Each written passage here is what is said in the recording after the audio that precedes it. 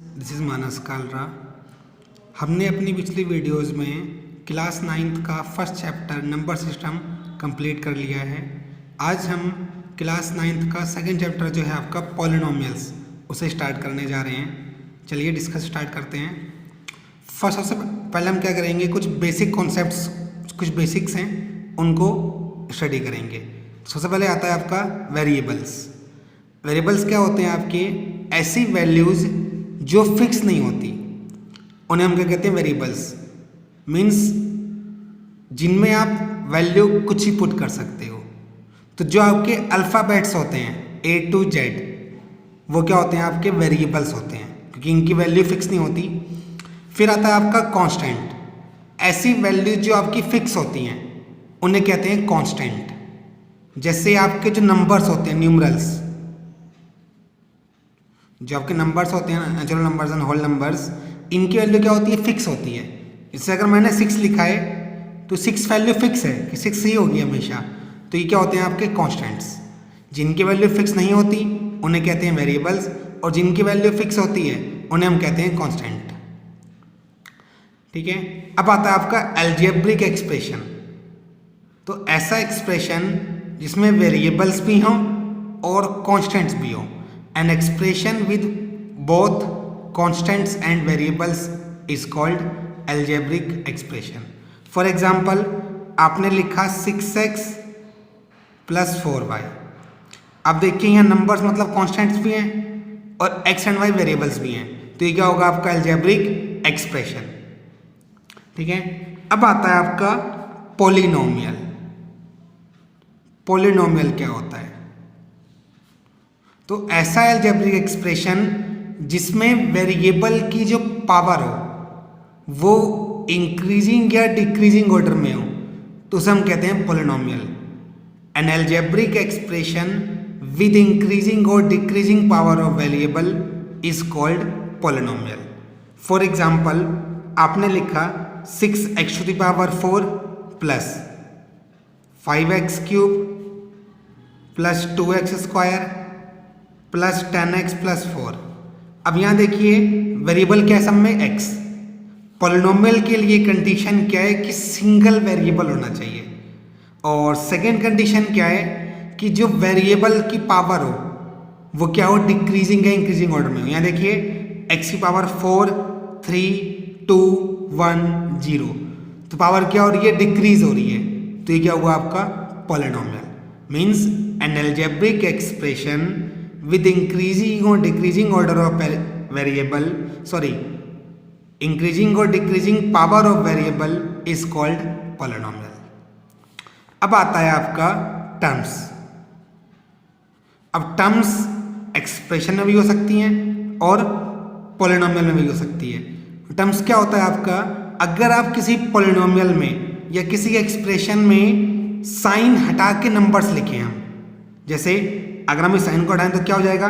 6x⁴ and 5x³ 2x², 10x और 4। तो ये सब क्या है? आपकी टर्म्स। मीन्स टर्म्स कितनी हो गई इसमें? 1 2 3 4 5।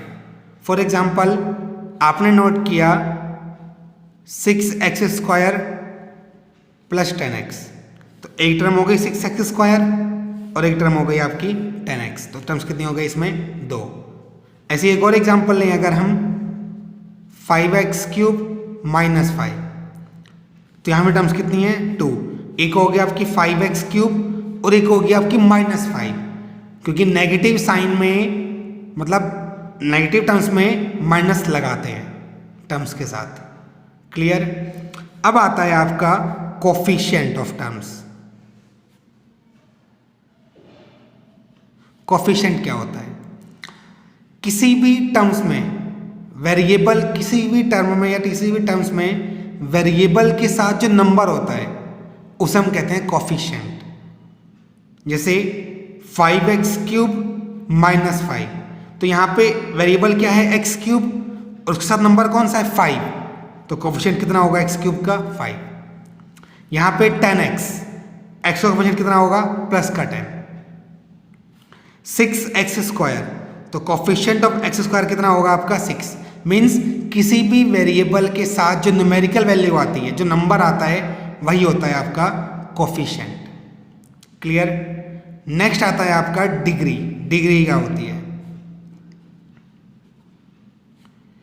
तो the highest power of variable in an algebraic expression या इन अ पॉलिनोमियल, मतलब किसी भी पॉलिनोमियल में या किसी भी एक्सप्रेशन में जो वेरिएबल की हाईएस्ट पावर होती है उसे हम कहते हैं डिग्री। जैसे आपने लिखा 6x to the power 4 plus 10x cube plus 11x square, terms कितनी है 3, यहाँ पे x की पावर कितनी है 2, यहाँ कितनी है 3 एंड यहाँ कितनी है 4। हाईएस्ट पावर कितनी है इसमें वेरिएबल की 4, तो डिग्री भी कितनी होगी इसकी 4। मीन्स किसी भी वेरिएबल की जो आपकी हाईएस्ट पावर होती है उसे हम कहते हैं डिग्री। नेक्स्ट आता है आपका टाइप ऑफ पॉलिनोमियल। पॉलिनोमियल के टाइप्स। तो जो आपके पॉलिनोमियल्स के टाइप होते हैं वो दो बेसिस पे होते हैं। एक होता है आपका टर्म्स के बेस पे, on the basis of terms, and second होता है on the basis of degree, degree के बेस पे। टर्म्स पहले हम पढ़ते हैं कि टर्म्स के बेसिस पे पॉलिनोमियल कितने टाइप का होता है। तो अगर किसी पॉलिनोमियल में वन टर्म है तो उसे हम कहते हैं मोनोमियल। क्या कहते हैं? मोनोमियल। जैसे आपने लिखा 5x, सिर्फ एक ही टर्म है इसमें, तो ये क्या होगा? Monomial, monomial. सेकंड, अगर किसी की में दो टर्म्स हैं उसे हम कहते हैं बाइनोमियल। क्लियर। जैसे आपने लिखा 5x प्लस 10, यहाँ टर्म्स कितनी है 2, तो ये क्या होगा आपका? बाइनोमियल। अगर किसी पॉलिनोमियल में 3 टर्म्स होती हैं तो उसे कहते हैं हम ट्राइनोमियल, और अगर ज़्यादा होती हैं तो उसे हम बोलते हैं पॉलिनोमियल। क्लियर। अब आता है आपका डिग्री के बेस पे पॉलिनोमियल्स। तो अगर किसी पॉलिनोमियल की डिग्री 1 होती है, मीन्स हाईएस्ट पावर 1 होती है, तो उसे हम कहते हैं लीनियर पॉलिनोमियल। फॉर एग्जाम्पल आपने लिखा 10x प्लस 2, यहाँ x की पावर कितनी है 1, तो डिग्री कितनी होगी 1 हाईएस्ट पावर, तो इसे क्या बोलेंगे? Linear polynomial. अगर डिग्री 2 होती है तो उस पॉलिनोमियल को बोलते हैं क्वाड्रेटिक पॉलिनोमियल। फॉर एग्जाम्पल आपने लिखा 10x स्क्वायर प्लस 5x, तो यहाँ पे हाईएस्ट पावर कितनी है x की 2, तो ये क्या होगा आपका? क्वाड्रेटिक। अगर किसी पॉलिनोमियल की डिग्री 3 होगी तो उसे कहते हैं क्यूबिक पॉलिनोमियल। क्लियर। करते हैं एक्सरसाइज 2.1। तो हमारा जो एक्सरसाइज का फर्स्ट क्वेश्चन है वो है which of the following expressions are polynomial in one variable and which are not, state reasons for your answer. आपको कुछ एक्सप्रेशंस दे रखे हैं, आपको बताना है कि कौन से पॉलिनोमियल्स हैं इन वन वेरिएबल। मीन्स वेरिएबल क्या होना चाहिए? 1 होना चाहिए। तो मैंने आपको बताया था कि पॉलिनोमियल के लिए कंडीशन क्या होती है। देखो, एक तो यहाँ कंडीशन दे रखी है कि वेरिएबल क्या होना चाहिए? सिंगल वेरिएबल होना चाहिए। और जो पॉलिनोमियल की मेन कंडीशंस हैं वो हैं कि पॉलिनोमियल में आपकी जो पावर होनी चाहिए, वेरिएबल की जो पावर होनी चाहिए वो पॉजिटिव होनी चाहिए। मीन्स पॉजिटिव नेचुरल नंबर हो, ना वो नेगेटिव में हो और ना ही वो फ्रैक्शन में हो, तो उसे हम बोलते हैं पॉलिनोमियल।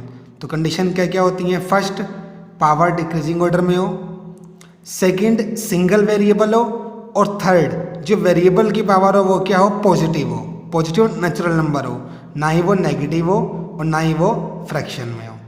क्लियर। चलिए देखिए, जो फर्स्ट क्वेश्चन का फर्स्ट पार्ट है आपको गिवन है 4x square minus 3x plus 7। देखिए यहाँ दोनों में x आ रहा है, सिंगल वेरिएबल है, यहाँ पे x की पावर प्लस 2 है, यहाँ प्लस 1 है, पॉजिटिव पावर है, तो ये क्या होगा? पॉलिनोमियल होगा। तो ये क्या हो गया? यस। अगर हम सेकेंड पार्ट देखें तो सेकेंड पार्ट है आपका वाई स्क्वायर प्लस रूट 2। यहाँ वेरिएबल क्या? सिंगल वेरिएबल है, पावर पॉजिटिव है, नेचुरल नंबर है, तो ये भी क्या होगा आपका? यस। अगर हम थर्ड पार्ट देखें तो थर्ड पार्ट गिवन है आपको 3√t प्लस t√2।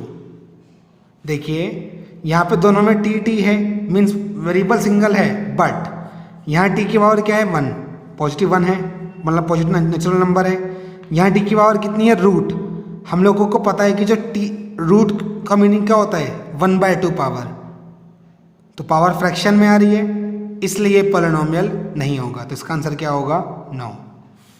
अगर हम फोर्थ पार्ट देखें तो फोर्थ पार्ट है आपका y + 2/y। देखिए y पॉजिटिव पावर है और यहाँ पे y अपॉन में है, फ्रैक्शन में है, तो अगर ये ऊपर जाएगा तो y की पावर -1 हो जाएगा, तो पावर नेगेटिव आ रही है, इसलिए ये भी क्या होगा 9। क्लियर। जो आपका लास्ट पार्ट है वो है x⁻10 + y³ + t⁻50। यहाँ देखिए अलग अलग वेरिएबल्स हैं, 3 वेरिएबल्स हैं, तो वन सिंगल वेरिएबल तो है नहीं, तो ये भी क्या होगा आपका 9। समझ आया। चलिए नेक्स्ट क्वेश्चन देखते हैं, क्वेश्चन नंबर 2। जो आपका क्वेश्चन नंबर 2 है वो है give one example, right the coefficient of x² in each of the following. आपको कुछ पॉलिनोमियल्स गिवन है, आपको उसमें x² का कोफिशिएंट फाइंड करना है। तो मैंने आपको बताया था किसी भी वेरिएबल के साथ जो न्यूमेरिकल वैल्यू होती है, जो नंबर होता है, उसी को हम कोफिशिएंट कहते हैं। तो अगर हम इस क्वेश्चन का फर्स्ट पार्ट देखें तो वो है 2 + x² + x। यहाँ पे x² के साथ कोई भी नंबर नहीं है, और जब कोई नंबर नहीं होता तो हम क्या लेते हैं 1, तो कोफिशिएंट कितना हो गया इसका 1, मीन्स x² का कोफिशिएंट कितना हो गया 1। अगर हम सेकेंड पार्ट की बात करें तो सेकेंड पार्ट है आपका 2 - x² + x³। अब देखिए x² के साथ नंबर तो है नहीं कोई, तो हम क्या लेंगे 1, और साइन कौन सा है माइनस, और मैंने आपको बताया था कि जब भी कोफिशिएंट लिखते हैं तो विद साइन लिखते हैं, तो कोफिशिएंट क्या हुआ यहाँ पे -1। क्लियर। अगर हम थर्ड पार्ट देखें क्वेश्चन का, थर्ड पार्ट है आपका π/2x² + x। यहाँ पे x² के साथ नंबर कौन सा है π/2, तो कोफिशिएंट कितना होगा π/2। क्लियर। और जो आपका लास्ट पार्ट है फोर्थ, वो है √2x + 1। अब देखिए इसमें x² है ही नहीं, है ना, x² तो है नहीं, तो इसे हम क्या लिख सकते हैं +0x²। क्यों? क्योंकि x² की मल्टीप्लाई जब 0 से होगी तो कितना आएगा 0। या अगर आप डायरेक्ट करना चाहो तो अगर वो वेरिएबल है ही नहीं तो कोफिशिएंट कितना होगा उसका 0, और यहाँ से भी कितना आ रहा है 0। समझ आया। किसी भी वेरिएबल के साथ जो नंबर होता है उसी को हम उसका कोफिशिएंट कहते हैं। चलिए क्वेश्चन नंबर 3 देखते हैं। क्वेश्चन नंबर 3 है आपका give one example of each of the binomial of degree 35 and a monomial of degree 100।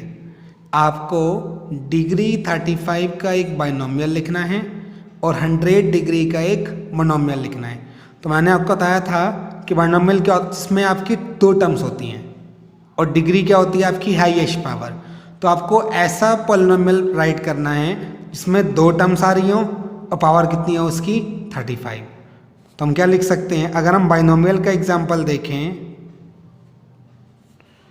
तो अगर मैं लिखूं x⁵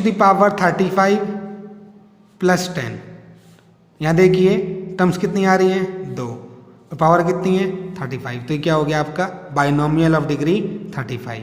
ऐसे ही आपको एक मोनोमियल का एग्जांपल लिखना है जिसकी डिग्री कितनी हो 100 हो। तो हम लोगों ने पढ़ा है कि मोनोमियल में टर्म्स कितने आते हैं 1, तो आपको सिंगल टर्म लिखना है, पावर कितनी होनी चाहिए उसकी 100। तो हम क्या लिखेंगे x⁻100।